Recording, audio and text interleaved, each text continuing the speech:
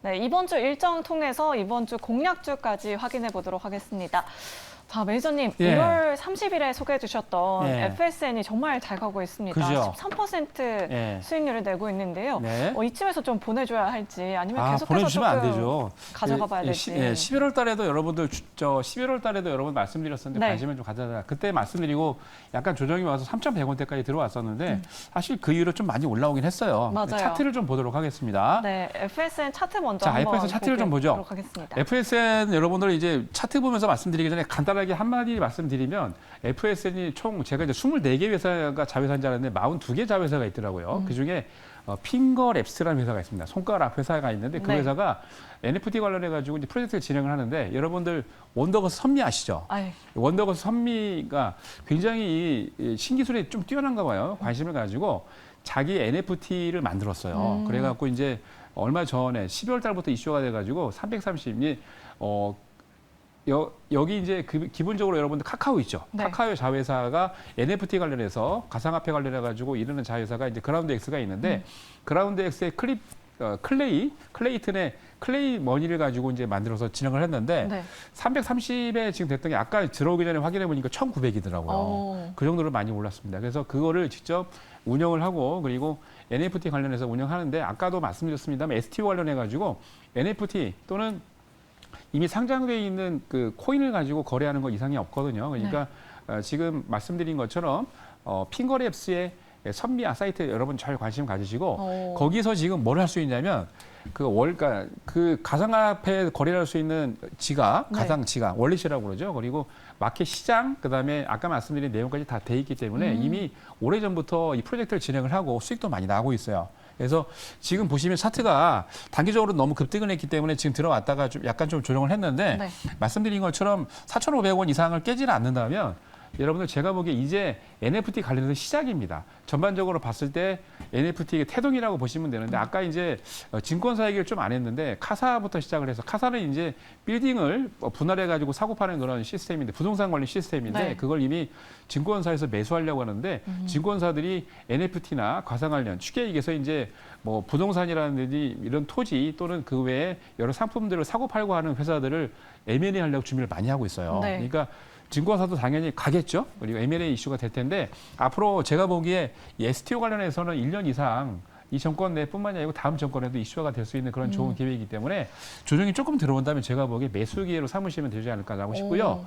지난번에 말씀드렸던 6,000원, 6,100원 이상 목표가는 이상이 없습니다. 그래서 손절라인 4,500원 터치하고 밑으로 내려가지 않는다면 관심 있게 좀 지켜보시기 바랍니다. 네, 오히려 지금의 조정은 매수 기회이다라고 이렇게 말씀해 주셨고요. 목표 주가까지 계속해서 홀딩해 보도록 하겠습니다. 자, 그렇다면 이번 주에 일정 확인을 해봐야 될 텐데요. 자, 월요일부터 금요일까지 일정이 정말 빽빽합니다. 역시나 지난해 4분기 어닝 시즌이 계속해서 이어지고 있고요. 보니까 연준 위원들의 연설 일정이 굉장히 많네요. 그렇습니다. 제롬 파월 의장의 연설도 있고요. 연준 부의장의 연설도 있어요, 매니저님. 네. 사실 지난주에 FMC 이후에 나스닥 지수가 3% 넘게 급등을 하기도 그렇죠. 했었잖아요. 네. 과연 이 연준 의원들은 어떤 발언을 할지 매니저님 예상이 가실까요? 제롬 파월 같은 경우는 지난번에도 말씀드렸습니다만 네. 이제 디스인플레이션이라고 그랬는데 인플레이션을 하는 중에 이제 디플레이션이 나오는 거 디스인플레이션이라고 하는데 그러니까 금리를 인상을 시키면서 이게 인플레이션을 잡으려다가 오히려 디플레이션이 겪는 꼴이거든요. 그러니까 아까 이제 우리 하분번님하고 얘기할 때 고용지표 얘기를 했는데 전반적으로 12월 달에 너무 추워가지고 고용이 안 됐어요. 그러니까 보통 미국 같은 경우는 단기적인 계약을 체결해가지고 하는 그런 직업들이 군인들이 많기 때문에 1월 달 같은 경우에 굉장히 올라갔던 이유가 바로 그것 때문에 그렇거든요. 그러니까 날씨가 풀어지면서 많이 하고 있는데 기본적으로 제롬 파월이나 마이클 바 많은 이제 관련 인사들이 연설을 할 건데 제가 네. 보기에는 아마 긍정적인 쪽으로도 이슈가 되지 않을까. 그리고 앞으로 한 2번 정도는 더 금리를 인상할 수 있긴 합니다만 네. 그거 하고 나면은 앞으로 이제 금리 인상 안 되는 자체만도 호재겠죠. 그러니까 그렇게 접근하시면 좋을 것 같습니다. 네, 알겠습니다. 연준 의장 의원들의 연설 관심 있게 지켜보시면 좋을 것 같고요. 또 목요일은 국내 증시 옵션 만기일입니다. 이 수급 변동성에 주의를 하셔야 할 것 같습니다. 자, 그럼 월요일부터 차근차근 어떤 일정들이 있는지 확인을 해보도록 할 텐데요. 세계 국채지수 편입 추진을 위해서 이 기재부 제2차관이 런던에서 면담할 예정이라고 합니다. 네.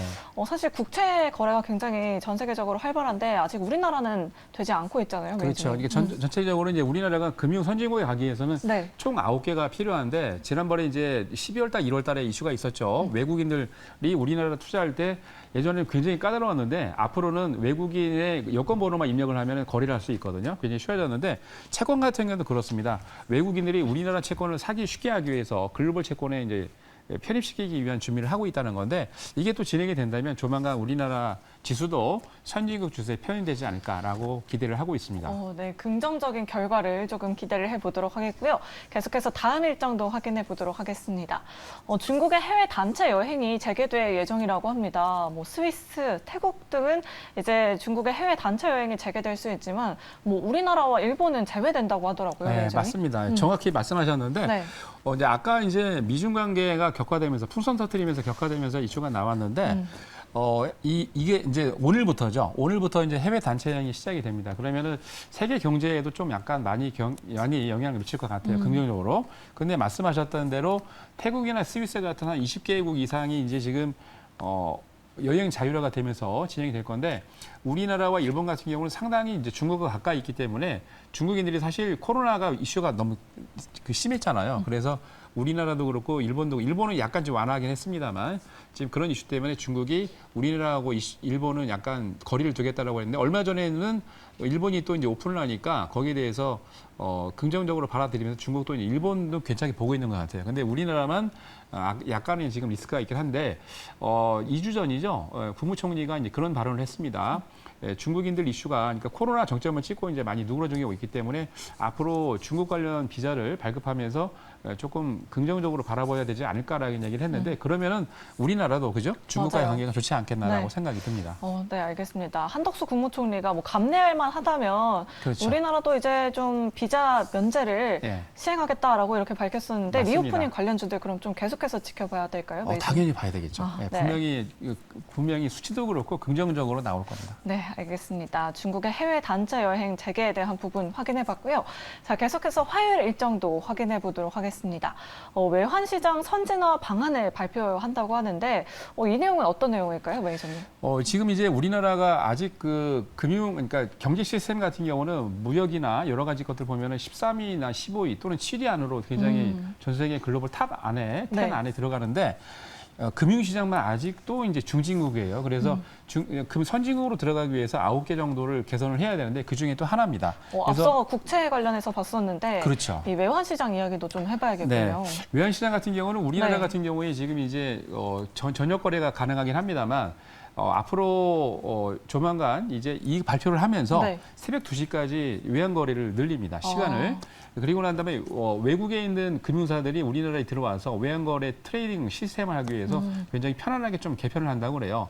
그러면은 외국인들이 우리나라 시스템에 들어와서 지금도 거래를 하고 있긴 합니다만 좀 수월하게 거래할 수 있게 만들어준다면 아마도 여기에 대한 이슈가 많이 부각이 되겠죠. 그래서 거기다가 지금 국제시장에 바람이 불어가지고 이제 우리나라도 ETF나 많은 상품들이 지금 출시가 되고 맞아요. 있는데 앞으로 외국인들 같은 경우에 국내 시장에 특히 이제 국채 같은 경우를 거래를 할 때 국채에 대한 이자 소득과 함께 국채에 대한 이 상속세가 있잖아요. 네. 그걸 좀 완화해 줄 것 같아요. 어. 그래서 그렇게 된다면은 외국인이 우리나라 국채 진입에 조금 약간 수월하겠죠. 그렇게 된다면 국채 그죠? 거래도 활발해지면서 아마 국제 시장도 좀 좋아질 것 같습니다. 네, 알겠습니다. 어떤 내용들이 발표가 될지 관심 있게 지켜보시면 좋을 것 같고요. 우리 국내 증시가 조금 더 활성화되는 쪽으로 나아가고 있는 것 같습니다. 그렇습니다. 계속해서 화요일 일정 한번 확인해 보면은 제롬 파월 연준 의장의 연설이 있습니다. 어떤 내용들이 나올지 꼼꼼하게 확인해 보시면 좋을 것 같습니다. 다음으로 수요일 일정도 확인해 보도록 할게요. 이날 북한의 열병식이 개최될 예정이라고 하더라고요. 네, 맞습니다. 지난해 11월에 발사했던 미사일을 공개한다. 그렇죠. 이런 이야기도 있던데 네, 남북 경협주들 다시 한번 봐야 될까요, 매니저님? 정확하신데요. 이제 사실은 이제 수요일 날 굉장히 많은 이슈가 있는데 네. 이걸 갖고 나온 이유가 사실 악재거든요. 그죠? 악재인데 건군절 이제 75주년이래요. 네. 그래서 아까 방금 말씀하셨던 작년 이제 11월 달에 북한이 원래 이제 선보였던 그 미사일 있죠. 네. 그 미사일 이름이 화성 17형인데 그 화성 17형을 전 세계적으로 이제 오픈해서 그거를 선보일 것 같습니다. 지금 화면에 나오고 있네요. 네.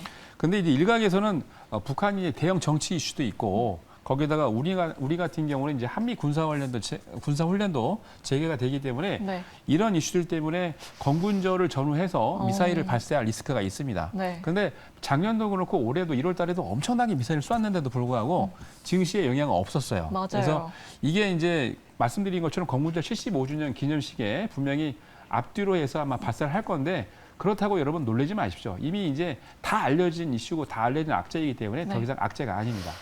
네, 알겠습니다. 이제 미사일 이슈는 좀 화석 같은 이슈이다라고 네, 이렇게 말씀해 맞습니다. 주셨고요. 네. 하지만 열병식이 개최된다는 점은 확인을 해보시면 좋을 것 같습니다. 계속해서 다음 일정도 확인해 보도록 할게요. 파월 의장의 연설이 있었다면 이 마이클 바 연준 부의장의 연설도 있습니다. 과연 매파적인 발언이 나올지 비둘기파적인 발언이 나올지 관심 있게 지켜보시면 좋을 것 같고요. 목요일 일정도 확인해 보도록 하겠습니다. 이날 국내 증시 옵션 만기일입니다. 좀 수급 변동성에 주의를 해보시면 좋을 것 같고요. 다음 일정도 확인해 보도록 하겠습니다. MSCI 분기 리뷰일이에요. 네. 글로벌 시장의 그렇죠. MSCI 분기 리뷰일인데요. 어떤 점들에 좀 주의를 하면 기본적으로 좋을까요? 이제 사실은 옵션 만기일이 더 포커스를 맞춰줘야 되는데 네. MSCI 같은 경우 이미 뭐 옵션 만기일 변동성이 있는 거는 우리가 다 준비하고 있잖아요. 맞아요. 그죠? 오늘 같은 경우에도 외국인들보다 기관이 한 7천억 정도 매도를 하면서 외국인들 매도를 했습니다만 전반적으로 리스크가 있긴 한데 변동성이 있긴 한데 목요일날 같은 경우에 MSCI 분기 리뷰하면서 다른 거 다 말고 기본적으로 들어가는 종목이 딱 하나 있다고 그래요. 네. 여러분 잘 아시는 카카오페이. 아, 그 종목이 들어가는데 보통 이제 MSCI 분기 리뷰를 하고 난 다음에 바로 들어가는 게 아니고 28일, 그러니까 2월 달 끝나고 난 다음에 3월 1일부터 들어갑니다. 그러면 그때부터 아마 패시브 모드로 돈이 들어오니까 지수 추종하는 펀드가 한 800억 정도 들어오는데 그렇게 된다면 매수가 좀 들어오겠죠. 그럼 주가에 대한. 카카오페이 좀 관심 있게 지켜봐도 될까요? 지켜봐도 매장이? 될 만한데 근데 네. 지금 너는 너무 이제 돈을 많이 버는 게 아니기 때문에 그러니까 맞아요. 회사가 좀 돈을 많이 벌었으면은 주가가 많이 올라가겠는데 시가총액은 좀 되는데 아직은 좀 부족한 것 같아요. 그래서 조금 지켜보시는 것도 괜찮고 아마 지수 편입되고 난 다음에 회사가 점점 좋아질 겁니다. 네. 그렇게 된다면 지수도 분명히 우상향을 하겠죠. 네, 알겠습니다. 이 카카오페이의 주가 흐름까지 눈여겨보시면 좋을 것 같습니다. 마지막으로 금요일 일정도 확인해 보도록 하겠습니다. 앞서서 챗 GPT 열풍이 정말 크게 불고 있잖아요. 네. 네이버도 AI 전문 회사를 설립하겠다. 이런 기사를 냈었는데 관련해서 재공식 기한이라고 하더라고요, 매니저님. 그래 맞습니다. 네. 2021년도 10월 달에 발표가 나왔었죠. 그래서 네이버하고 이제 소프트뱅크 손정희 회장이 같이 의기투합해서 AI 관련 회사를 만들자 네. 이런 이슈가 나왔는데 네이버 같은 경우는 인력도 있고 그리고 개발 인력이죠. 거기다가 개발 이 프로그램이 뛰어나기 때문에 그걸 제공을 하고요. 일본 소프트뱅크 같은 경우는 자금력이 있고 거기다가 글로벌 네트워크가 다 돼 있기 때문에 네. 이 둘의 관계가 아주 좋을 것 같습니다. 근데 네이버 같은 경우는 지금 현재 자체 내에서 클로바 산업 독립에서 이제 기업 CIC 분산을 검토를 하고 있고요. 손정희 같은 경우는 이미 AI 쪽에 많이 이제 투자를 했는데 비전 펀드 2에서 예전에 보면 쿠팡 같은 경우는 3조 원, 아이놀자는 2조 원을 투자를 했는데 아마 네. 그거보다 더 많은 금액을 투자할 것 같아요. 네, 알겠습니다. 이렇게 금요일 일정까지 확인을 해봤습니다. 모든 일정들 다 꼼꼼하게 확인을 해봐야 할 것 같은데요.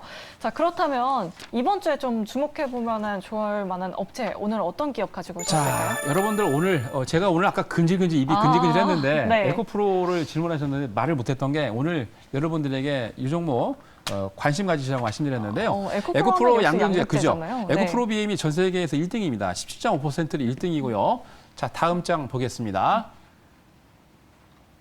자, 지금 이제 에코프로의 이슈가 포항에 지금 공장을 다시 짓고 있죠. 네. 근데 이게 전체적으로 수직 계열화 시켜가지고 폐 배터리부터 시작을 해서 완성된 배터리, 2차 전지를 만드는 그런 기술까지 수직 계열화 시키는데 네. 이 회사 자체 내에서 만드는 게 공장 내에서 전기차 260만 대를 만들 분량을 만든다고 합니다. 그러니까 이 생태계가 폐배터리부터 완전체까지 만들 수 있는 정도까지 되면 엄청나겠죠. 거기다가 국내뿐만이 아니고 전 세계 1등이기 때문에 이런 기업들이 별로 없습니다. 네. 자, 거기다 다음 장 보시면요. 오늘 또 에코프로에 관련된 이 증권사의 호실적 레포트가 굉장히 많이 나왔더라고요. 그렇죠. 굉장히 많이 나왔죠. 네. 그 이유가 바로 이것 때문에 그렇습니다. 작년 한 해, 그러니까 2021년도 처음으로 1조 원을 돌파를 했어요. 그리고 난 다음에 1년 만에 드디어 5배, 500% 성장을 와, 했죠. 네. 엄청납니다. 근데 앞으로 500%를 계속 성장할 수는 없겠죠. 근데 예상 데이터를 보니까 5년 동안에 5조 5천억에서 30조 원까지 한 5배 정도, 6배 정도 늘 것 같다고 합니다. 와. 그러니까 중장기 성장성도 굉장히 탁월하기 때문에 이런 기업들을 꼭 보셔야 되겠죠. 네, 알겠습니다. 오늘의 공략주는 바로 에코프로였습니다. 자세한 투자 포인트 다시 한번 확인해 보도록 하겠습니다. 양극재 1위 기업이고요. 세계 유일한 양극재 생태계를 지금 구축하고 있습니다. 오늘 또 증권사에서 긍정적인 레포트들 굉장히 많이 나왔었는데 중장기적인 성장성이 매우 긍정적이다라고 이렇게 말씀해 주셨습니다. 네. 에코프로 그룹주들이 오늘 전반적으로 좀 긍정적인 모습 보여줬는데 그렇죠. 그럼 그룹주들 이렇게 통으로 좀 관심 있게 지켜봐도 괜찮을까요? 통으로 관심 가져도 좋을 것 같아요. 네. 왜냐하면 너무 성장성이 있고 실적은 좋다 보니까 제가 보기에는 이제 앞으로 여러분들이 관심 가질 게 2차 전지는 꼭 보셔야 되잖아요. 네. 그러니까 2차 전지의 또 탑이 에코프로거든요. 양극재 중에서는 여러분들이 꼭 아셔야 될 게. 그러니까 에코프로 관련 종목들 잘 보시기 네, 바랍니다. 알겠습니다. 그럼 가격 전략 어떻게 세워보면 좋을까요? 자, 가격 전략은요. 오늘 주가가 좀 올라가 했습니다만 13만 원에서 13만 5천 원 매수 가격이고요. 목표 가격은 16만 원, 그리고 손절 라인은 12만 원 제시해 드리겠습니다. 네, 에코프로 이미 많이 올랐는데 괜찮을지는 방송 끝나고 매니저님 뵈면서 좀 더 자세히 물어봐야 될 것 같습니다. 네. 제가 이제 방송 끝나고 나면요. 여러분들 유튜브하고 사이트에서 여러분들과 같이 보도록 하겠습니다. 총 9시니까 좀 이따 뵙도록 하고요. 많은 자료는 또 네이버 밴드에 있으니까 조선일 검색해 들어보십시오. 네, 알겠습니다. 저희 내주식을 부탁해는 그럼 내일 이 시간에 다시 찾아오도록 하겠습니다. 여러분 안녕히 계세요.